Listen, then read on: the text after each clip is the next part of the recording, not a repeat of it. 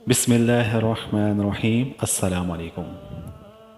آج کا جو موضوع ہے تاریخی عنوان سلطان محمود غزنوی کا علمی دربار۔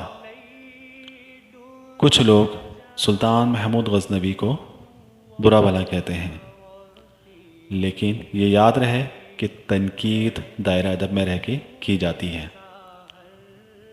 ہر کسی کو شخصی اختلاف ہو سکتا ہے۔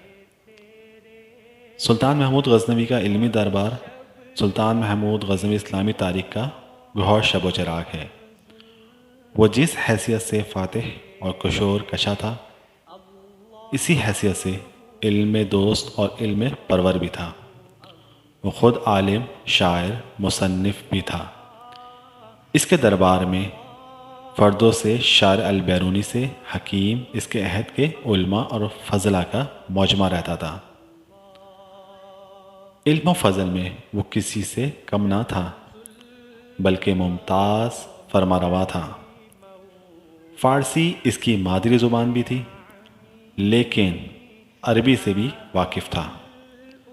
وہ فقہ و حدیث، عجم و عرب کی تاریخ میں پوری دستگاہ رکھتا تھا۔ اس کی حد سے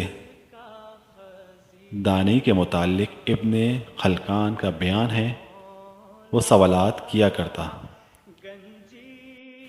سلطان محمود غزنوی کو علم و حدیث سے بہت محبت تھی۔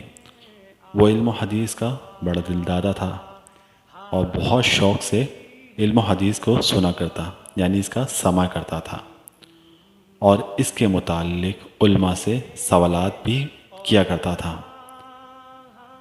ابن اسیر کا بیان ہے، وہ علماء اور اصحاب کا بہت قدردان تھا، یعنی علماء اور اصحاب کی بہت قدر کرتا اور بہت خیال رکھتا تھا۔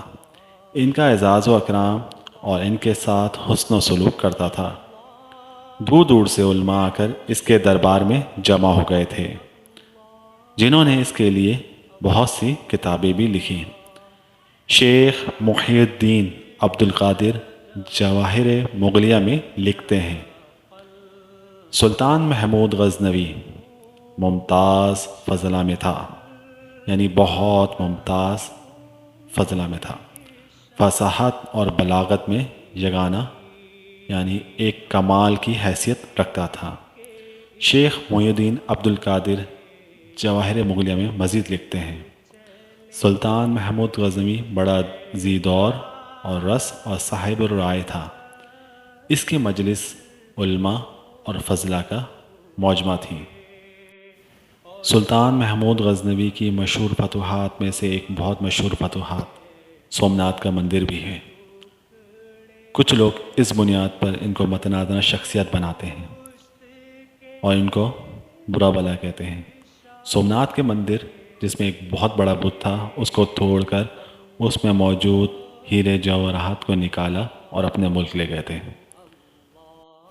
اس بنیاد پر کچھ لوگ ان کو تنقید کا نشانہ بھی بناتے ہیں، لیکن کچھ چاہنے والے سلطان محمود غزنوی سے بہت محبت کرتے ہیں۔ ہمارے چینل کو لائک کریں، شیئر کریں، سبسکرائب کریں، بیل کے بٹن کو ضرور پریس کریں۔ بہت شکریہ۔ اللہ حافظ۔